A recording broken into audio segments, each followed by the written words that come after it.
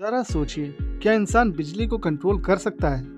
May Zeus himself strike me down if I'm lying. ये तो एक इत्तेफाक था, बट फ्लोरिडा के साइंटिस्ट ने सच में रॉकेट से लाइटनिंग को कैप्चर किया है।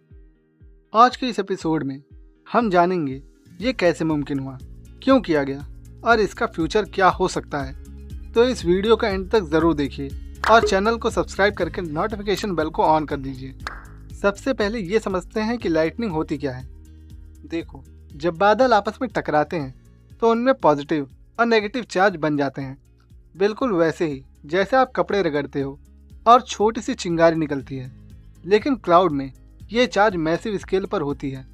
जब चार्ज का प्रेशर लिमिट क्रॉस करता है तो एक बड़ा स्पार्क ग्राउंड तक गिरता है और वही लाइटनिंग होती है। ये बिजली इतनी पावरफुल होती है कि इसका टेम्परेचर 10,000 डिग्री सेल्सियस तक पहुंच जाता है, सूरज के सरफेस से भी ज़्यादा। अब सवाल ये है, क्या इसे कंट्रोल करना पॉसिबल है? चलो इसे भी देखते हैं। तो फ्लोरिडा के रिसर्च सेंटर ICLRT के साइंटिस्ट ने कुछ अलग किया।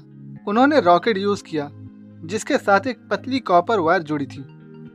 जैसे ही रॉकेट बादलों के बीच गया, वायर ने लाइटनिंग के लिए एक सीधा रास्ता बनाया। जब चार्ज का प्रेशर पीक पर पहुंचा, लाइटनिंग ने उस वायर के थ्रू जमीन तक आना शुरू कर दिया। एक कंट्रोल्ड स्ट्राइक, बिल्कुल टारगेट पर। वायर इतनी तेजी से गर्म हुई कि प्लाज्मा में बदल गई।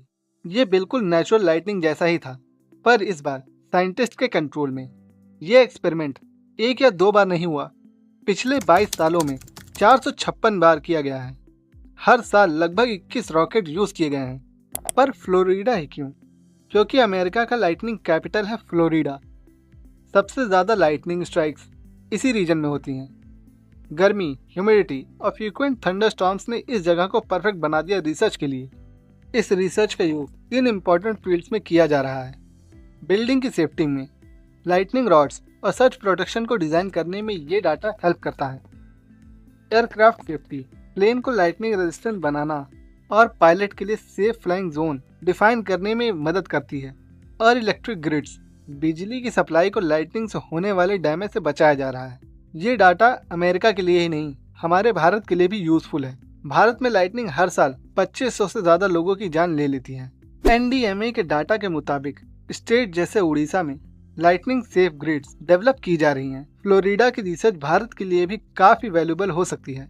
एक इंटरेस्टिंग फैक्ट, एक रॉकेट से एक लाइटनिंग स्ट्राइक कैप्चर होती है, तो 456 स्ट्राइक्स का मतलब है 456 रॉकेट्स। तो फ्रेंड, ये था मैन मेड लाइटनिंग का साइंस। सोचिए, जहाँ पहले सिर्फ प्रकृति का कंट्रोल था, अब वहाँ इंसान भी स्टडी कर रहे हैं लाइटनिंग को। आपको ये एक्सपेरिमेंट कैसा लगा? क्या आप इस पे और वीडियोस देखना चाहेंगे? कमेंट में ज़रूर बताइए। वीडियो को लाइक करें, अपने दोस्तों के साथ शेयर करें और MJ साइंस टेक को सब्सक्राइब करना मत भूलना।